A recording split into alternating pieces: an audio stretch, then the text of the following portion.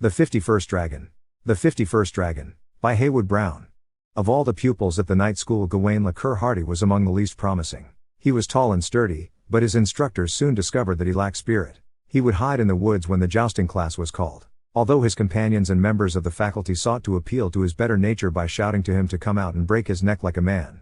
Even when they told him that the lances were padded, the horses no more than ponies, and the field unusually soft for late autumn, Gawain refused to grow enthusiastic. The headmaster and the assistant professor of Pleasance were discussing the case one spring afternoon, and the assistant professor could see no remedy but expulsion. "No," said the headmaster, as he looked out at the purple hills which ringed the school, "I think I'll train him to slay dragons." "He might be killed," objected the assistant professor. "So he might," replied the headmaster brightly, but he added, more soberly, "we must consider the greater good. We are responsible for the formation of this lad's character." "Are the dragons particularly bad this year?"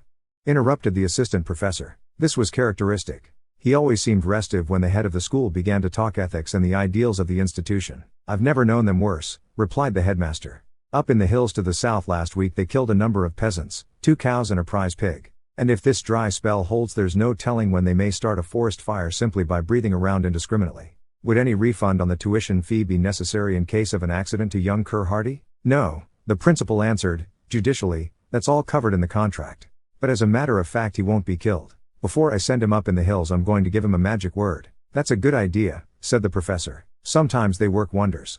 From that day on Gawain specialized in dragons. His course included both theory and practice. In the morning there were long lectures on the history, anatomy, manners and customs of dragons. Gawain did not distinguish himself in these studies. He had a marvelously versatile gift for forgetting things. In the afternoon he showed to better advantage, for then he would go down to the south meadow and practice with a battle axe. In this exercise he was truly impressive, for he had enormous strength as well as speed and grace. He even developed a deceptive display of ferocity. Old alumni say that it was a thrilling sight to see Gawain charging across the field toward the dummy paper dragon which had been set up for his practice. As he ran he would brandish his axe and shout "Amern on thee," or some other vivid bit of campus slang. It never took him more than one stroke to behead the dummy dragon. Gradually his task was made more difficult. Paper gave way to papier-mâché and finally to wood, but even the toughest of these dummy dragons had no terrors for Gawain. One sweep of the axe always did the business. There were those who said that when the practice was protracted until dusk and the dragons threw long, fantastic shadows across the meadow, Gawain did not charge so impetuously nor shout so loudly. It is possible there was malice in this charge. At any rate, the headmaster decided by the end of June that it was time for the test. Only the night before a dragon had come close to the school grounds and had eaten some of the lettuce from the garden. The faculty decided that Gawain was ready. They gave him a diploma and a new battle axe, and the headmaster summoned him to a private conference. "Sit down," said the headmaster. "Have a cigarette." Gawain hesitated. "Oh, I know it's against the rules," said the headmaster. "But after all, you have received your preliminary degree. You are no longer a boy, you are a man. Tomorrow you will go out into the world, the great world of achievement." Gawain took a cigarette. The headmaster offered him a match, but he produced one of his own and began to puff away with a dexterity which quite amazed the principal. "Here you have learned the theories of life," continued the headmaster, resuming the thread of his discourse. "But after all, life is not a matter of theories. Life is a matter of facts. It calls on the young and the old alike to face these facts, even though they are hard and sometimes unpleasant. Your problem, for example, is to slay dragons. They say that those dragons down in the south wood are 500 feet long," ventured Gawain, timorously. "Stuff and nonsense," said the headmaster. "The curate saw one last week from the top of Arthur's Hill. The dragon was sunning himself down in the valley. The curate didn't have an opportunity to look at him very long because he felt it was his duty to hurry back to make a report to me. He said the monster, or shall I say, the big lizard, wasn't an inch over 200 feet. But the size has nothing at all to do with it. You'll find the big ones even easier than the little ones. They're far slower on their feet and less aggressive, I'm told. Besides, before you go I'm going to equip you in such fashion that you need have no fear of all the dragons in the world." "I'd like an enchanted cap," said Gawain. "What's that?" answered the headmaster, testily. "A cap to make me disappear," explained Gawain. The headmaster laughed indulgently. "You mustn't believe all those old wives' stories," he said. "There isn't any such thing. A cap to make you disappear, indeed. What would you do with it? You haven't even appeared yet. Why, my boy, you could walk from here to London, and nobody would so much as look at you. You're nobody. You couldn't be more invisible than that." Gawain seemed dangerously close to a relapse into his old habit of whimpering. The headmaster reassured him. "Don't worry, I'll give you something much better than an enchanted cap. I'm going to give you a magic word. All you have to do is to repeat this magic charm once and no dragon can possibly harm a hair of your head. You can cut off his head at your leisure." He took a heavy book from the shelf behind his desk and began to run through it. "Sometimes," he said, "the charm is a whole phrase or even a sentence. I might, for instance, give you to make the, no, that might not do. I think a single word would be best for dragons." "A short word," suggested Gawain. "It can't be too short or it wouldn't be potent. There isn't so much hurry as all that. Here's a splendid magic word, Rumpelisnitz. Do you think you can learn that?"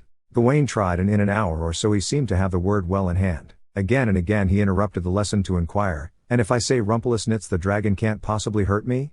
And always the headmaster replied, "If you only say Rumpelisnitz, you are perfectly safe." Toward morning Gawain seemed resigned to his career. At daybreak the headmaster saw him to the edge of the forest and pointed him to the direction in which he should proceed. About a mile away to the southwest a cloud of steam hovered over an open meadow in the woods, and the headmaster assured Gawain that under the steam he would find a dragon.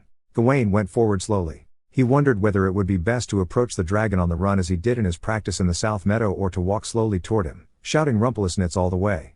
The problem was decided for him. No sooner had he come to the fringe of the meadow than the dragon spied him and began to charge. It was a large dragon, and yet it seemed decidedly aggressive in spite of the headmaster's statement to the contrary. As the dragon charged it released huge clouds of hissing steam through its nostrils. It was almost as if a gigantic teapot had gone mad.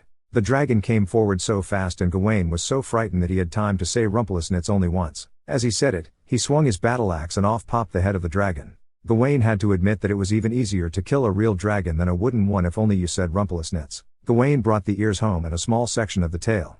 His schoolmates and the faculty made much of him, but the headmaster wisely kept him from being spoiled by insisting that he go on with his work. Every clear day Gawain rose at dawn and went out to kill dragons. The headmaster kept him at home when it rained, because he said the woods were damp and unhealthy at such times and that he didn't want the boy to run needless risks. Few good days passed in which Gawain failed to get a dragon. On one particularly fortunate day he killed 3, a husband and wife and a visiting relative. Gradually he developed a technique. Pupils who sometimes watched him from the hilltops a long way off said that he often allowed the dragon to come within a few feet before he said Rumpelisnitz. He came to say it with a mocking sneer. Occasionally he did stunts. Once when an excursion party from London was watching him he went into action with his right hand tied behind his back. The dragon's head came off just as easily. As Gawain's record of killings mounted higher the headmaster found it impossible to keep him completely in hand.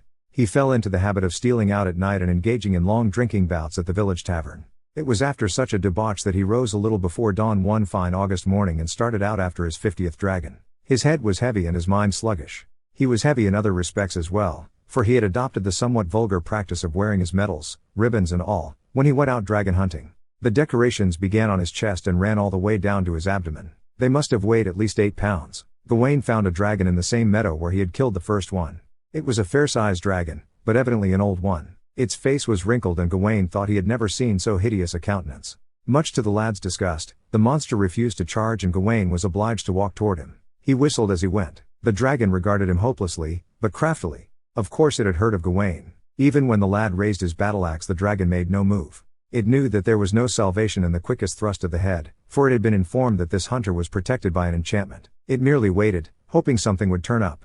Gawain raised the battle axe and suddenly lowered it again. He had grown very pale and he trembled violently. The dragon suspected a trick. "What's the matter?" it asked, with false solicitude. "I've forgotten the magic word," stammered Gawain. "What a pity," said the dragon. "So that was the secret. It doesn't seem quite sporting to me, all this magic stuff, you know. Not cricket, as we used to say when I was a little dragon, but after all, that's a matter of opinion." Gawain was so helpless with terror that the dragon's confidence rose immeasurably and it could not resist the temptation to show off a bit. "Could I possibly be of any assistance?" it asked. "What's the first letter of the magic word?" "It begins with an R," said Gawain weakly. "Let's see," mused the dragon, "that doesn't tell us much, does it? What sort of a word is this? Is it an epithet, do you think?" Gawain could do no more than nod. "Why, of course," exclaimed the dragon, "reactionary Republican." Gawain shook his head. "Well, then," said the dragon, "we'd better get down to business. Will you surrender?" With the suggestion of a compromise Gawain mustered up enough courage to speak. "What will you do if I surrender?" he asked. "Why, I'll eat you," said the dragon. "And if I don't surrender, I'll eat you just the same." "Then it doesn't mean any difference, does it?" moaned Gawain. "It does to me," said the dragon with a smile. "I'd rather you didn't surrender. You'd taste much better if you didn't." The dragon waited for a long time for Gawain to ask why, but the boy was too frightened to speak. At last the dragon had to give the explanation without his cue line. "You see," he said, "if you don't surrender you'll taste better because you'll die game." This was an old and ancient trick of the dragon's. By means of some such quip he was accustomed to paralyze his victims with laughter and then to destroy them. Gawain was sufficiently paralyzed as it was, but laughter had no part in his helplessness. With the last word of the joke, the dragon drew back his head and struck. In that second there flashed into the mind of Gawain the magic word Rumpelstiltskin, but there was no time to say it. There was time only to strike and, without a word, Gawain met the onrush of the dragon with a full swing. He put all his back and shoulders into it. The impact was terrific and the head of the dragon flew away almost 100 yards and landed in a thicket. Gawain did not remain frightened very long after the death of the dragon. His mood was one of wonder. He was enormously puzzled. He cut off the ears of the monster almost in a trance. Again and again he thought to himself, I didn't say Rumpelstiltskin. He was sure of that, and yet there was no question that he had killed the dragon. In fact, he had never killed one so utterly. Never before had he driven ahead for anything like the same distance. 25 yards was perhaps his best previous record. All the way back to the night school he kept rumbling about in his mind, seeking an explanation for what had occurred. He went to the headmaster immediately and after closing the door told him what had happened. I didn't say Rumpelstiltskin, he explained with great earnestness. The headmaster laughed. I'm glad you found out, he said. It makes you ever so much more of a hero. Don't you see that? Now you know that it was you who killed all these dragons and not that foolish little word Rumpelstiltskin. Gawain frowned. Then it wasn't a magic word after all? He asked. Of course not, said the headmaster. You ought to be too old for such foolishness. There isn't any such thing as a magic word. But you told me it was magic, protested Gawain. You said it was magic and now you say it isn't. It wasn't magic in a literal sense, answered the headmaster, but it was much more wonderful than that. The word gave you confidence. It took away your fears. If I hadn't told you that you might have been killed the very first time, it was your battle axe did the trick. Gawain surprised the headmaster by his attitude. He was obviously distressed by the explanation. He interrupted a long philosophic and ethical discourse by the headmaster with, if I hadn't have hit 'em almighty hard and fast, any one of 'em might have crushed me like a. He fumbled for a word. Eggshell, suggested the headmaster. Like a eggshell, assented Gawain, and he said it many times. All through the evening meal people who sat near him heard him muttering, like a eggshell, like a eggshell. The next day was clear, but Gawain did not get up at dawn. Indeed, it was almost noon when the headmaster found him cowering in bed, with the clothes pulled over his head. The principal called the assistant professor of Pleasance, and together they dragged the boy toward the forest. He'll be all right as soon as he gets a couple more dragons under his belt, explained the headmaster. The assistant professor of Pleasance agreed. It would be a shame to stop such a fine run, he said. Why, counting that one yesterday, he's killed 50 dragons. They pushed the boy into a thicket above which hung a meager cloud of steam. It was obviously quite a small dragon. But Gawain did not come back that night or the next. In fact, he never came back. Some weeks afterward brave spirits from the school explored the thicket, but they could find nothing to remind them of Gawain except the metal parts of his medals. Even the ribbons had been devoured. The headmaster and the assistant professor of Pleasance agreed that it would be just as well not to tell the school how Gawain had achieved his record and still less how he came to die. They held that it might have a bad effect on school spirit. Accordingly, Gawain has lived in the memory of the school as its greatest hero. No visitor succeeds in leaving the building today without seeing a great shield which hangs on the wall of the dining hall. 50 pairs of dragon's ears are mounted upon the shield, and underneath in gilt letters is Gawain le Cur Hardy, followed by the simple inscription, he killed 50 dragons. The record has never been equaled.